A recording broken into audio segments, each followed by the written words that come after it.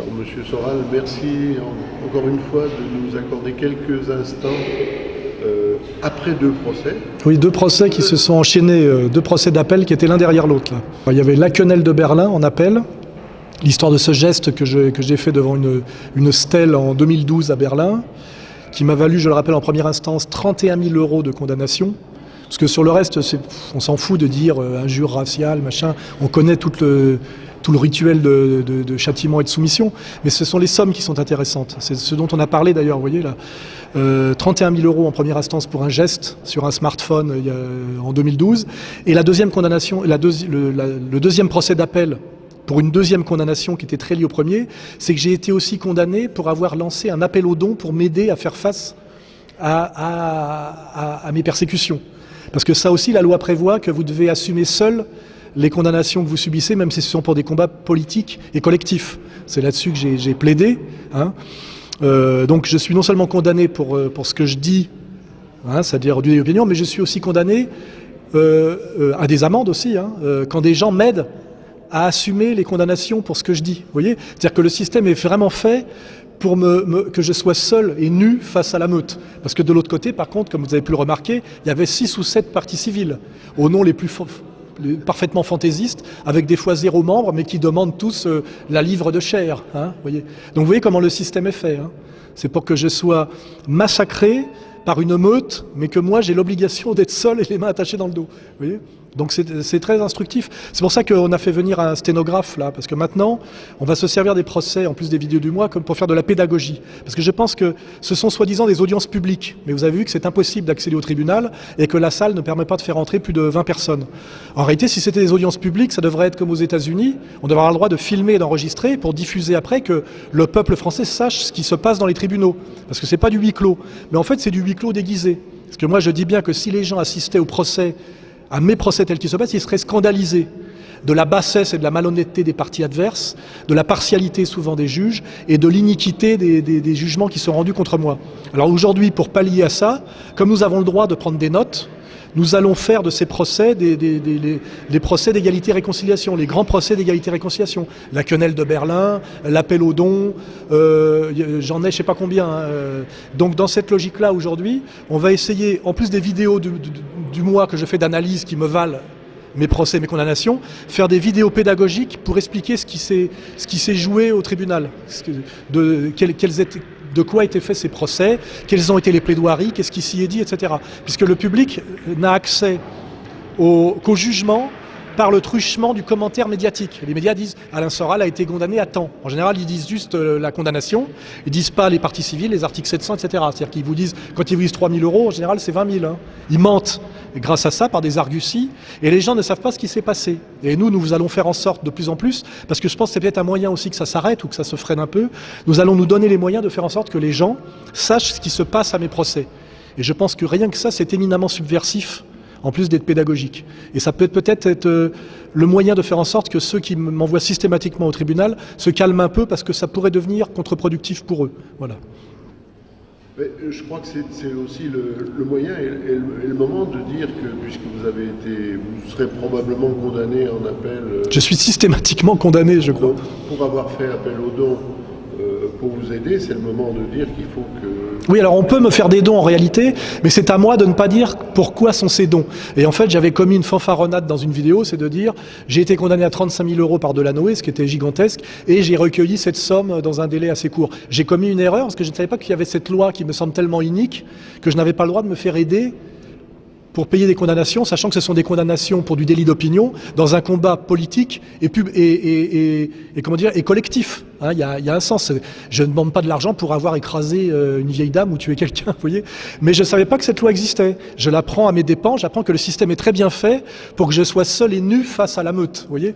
Donc à l'avenir, vous pouvez me faire tous les dons que vous voulez, et je vous incite à en faire, parce que j'ai pour 500 000 € de promesses de condamnation qui s'accumulent, mais il suffit que ces dons ne soient pas motivés dans le temps et et dans l'espace, quoi, si je puis dire. Hein, voilà.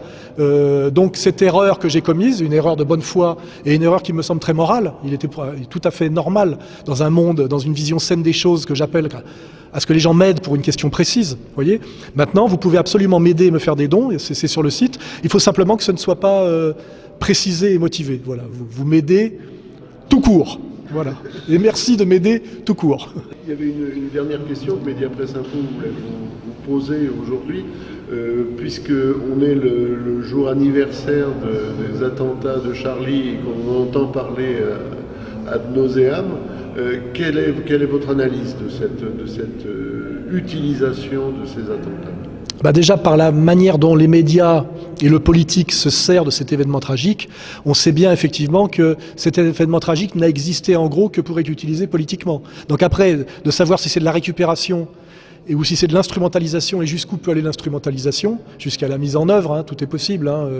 On a vu de très bons films américains qui racontent ce genre d'histoire, qui sont en général, dont les scénaristes sont en général les anciens membres et cadres des services. Hein. Donc il y a pas, la fiction souvent ressemble à la réalité, hein, et réciproquement. Donc effectivement, on voit très bien qu'aujourd'hui, l'État français qui est en faillite politique par rapport à une crise économique, sociale et même ethnico-religieuse qu'ils sont incapables de régler, alors qu'ils l'ont créé de toutes pièces, ont décidé aujourd'hui de recourir à la stratégie du bouc émissaire et de dire en gros haro sur le baudet, en l'occurrence haro sur le bougnoul, et de créer un état de panique générale et d'angoisse générale sur une permanence de risque d'attentat, permanence de risque d'attentat qui désigne du doigt le musulman et le musulman en général, comme l'a bien dit Tesson, hein, puisqu'il a été relaxé pour l'avoir dit, et qui crée donc un climat de suspicion généralisée, d'angoisse généralisée, de ratonnade potentielle et de mission punitive en réaction.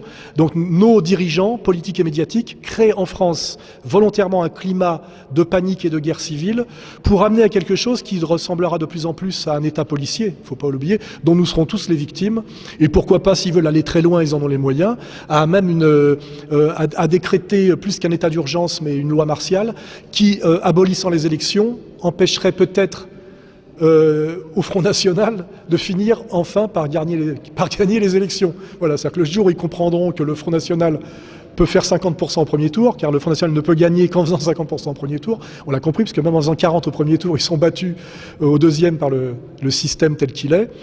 Je pense que le système se donne les moyens, même si jamais leurs sondages leur permettent d'évaluer que le Front National pourrait accéder au pouvoir par un scrutin de plus de 50% au premier tour. Ils ont dans leur manche la possibilité, je crois, par la communication terroriste, d'abolir la démocratie représentative et d'instaurer l'État policier. Nous en sommes pas loin, hein. On s'en approche de plus en plus. Et comme je l'ai dit, sur le dos du bouc émissaire que j'ai dit prolétaire et sous-prolétaire musulman de France, qui souvent a été sans doute maladroit dans sa communication, mais qui aujourd'hui est bien désigné comme la bête qui doit être sacrifiée pour que le citoyen lambda supporte une crise de plus en plus insupportable, hein, et pas pour la résoudre, bien évidemment.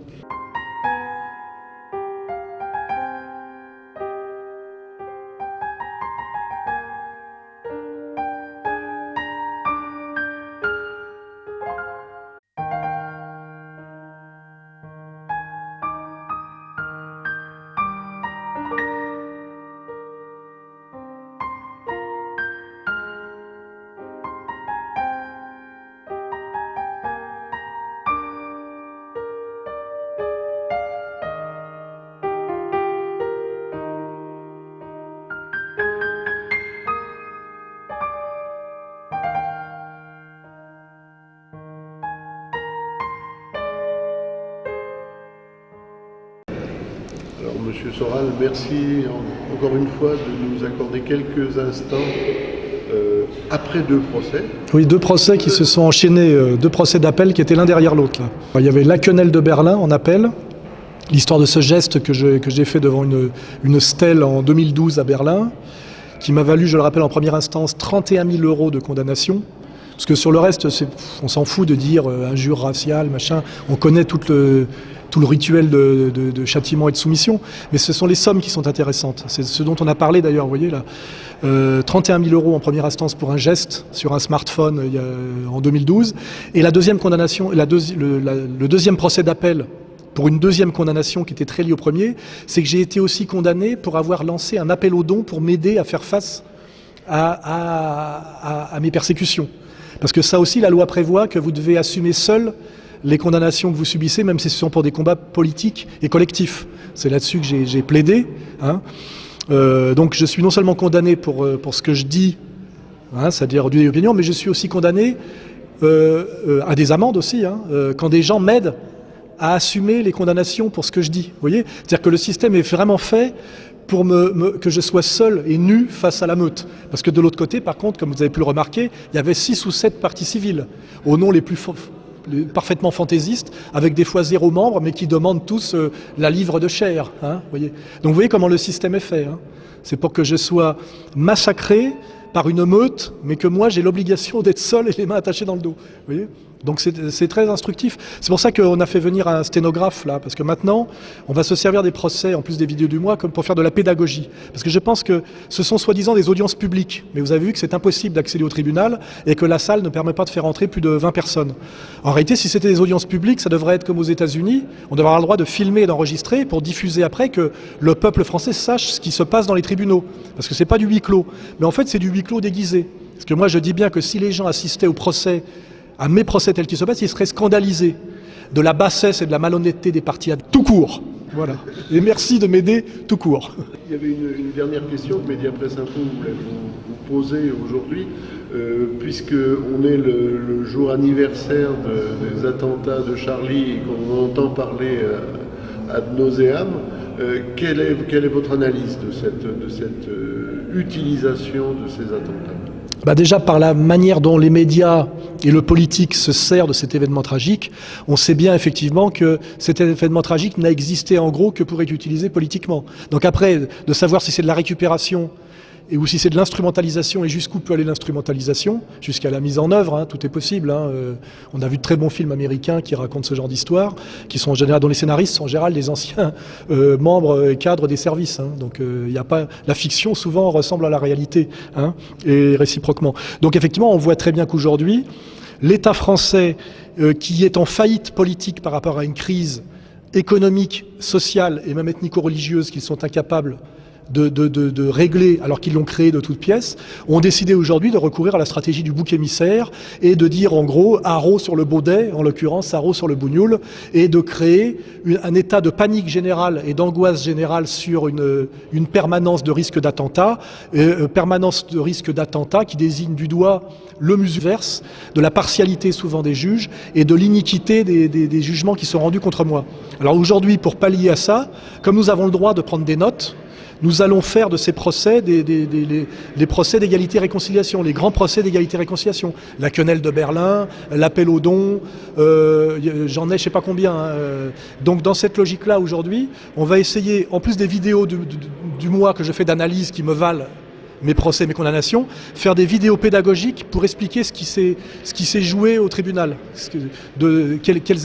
de quoi étaient faits ces procès, quelles ont été les plaidoiries, qu'est-ce qui s'y est dit, etc. Puisque le public n'a accès qu'au jugement par le truchement du commentaire médiatique. Les médias disent « Alain Soral a été condamné à temps ». En général, ils disent juste la condamnation, ils disent pas les parties civiles, les articles 700, etc. C'est-à-dire qu'ils vous disent, quand ils vous disent 3 000 €, en général, c'est 20 000. Hein.